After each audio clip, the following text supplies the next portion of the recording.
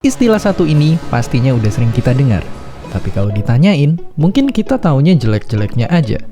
Terus kalau gitu, kenapa ada aja negara yang suka ngimpor barang? Jadi, sebenarnya, impor itu baik atau buruk?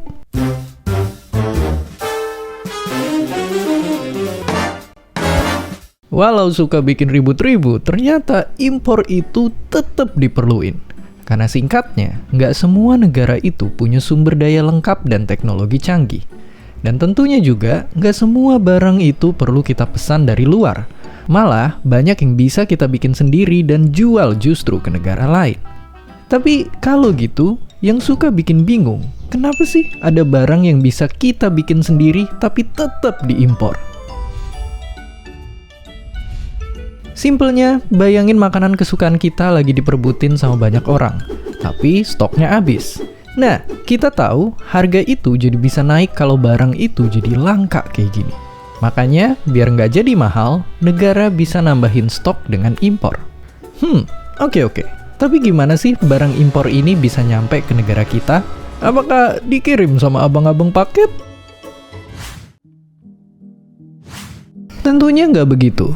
Nyatanya, sebagian besar barang di dunia dikirim lewat lautan, yang jumlahnya itu nggak karuan.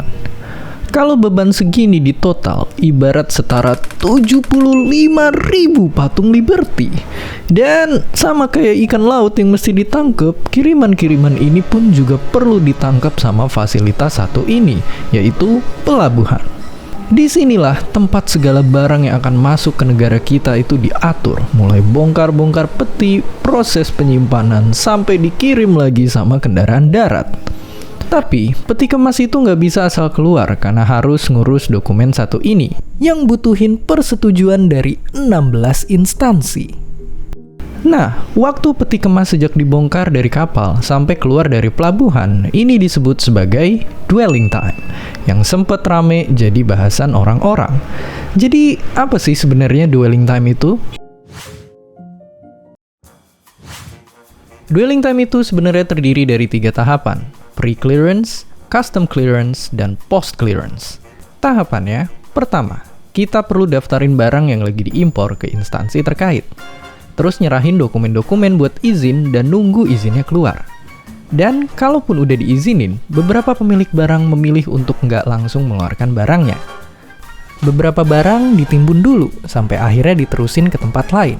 Kalau semua proses ini lambat, selain bikin banyak orang jadi pusing, biaya pengiriman bakal makin gede dan bikin kita perlu ngeluarin uang lebih buat beli barang yang sama.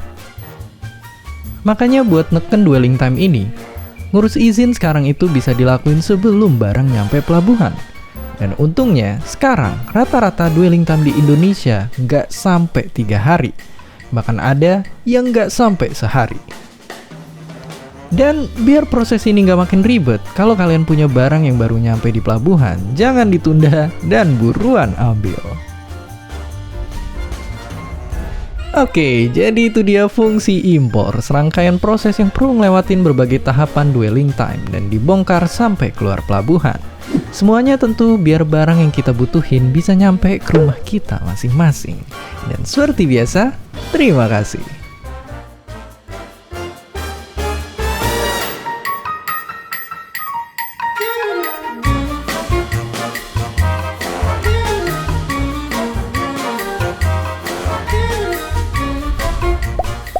Terima kasih udah nonton Kok Bisa? Punya pertanyaan lagi? Tulis aja di kolom komentar di bawah. Keep asking and stay curious.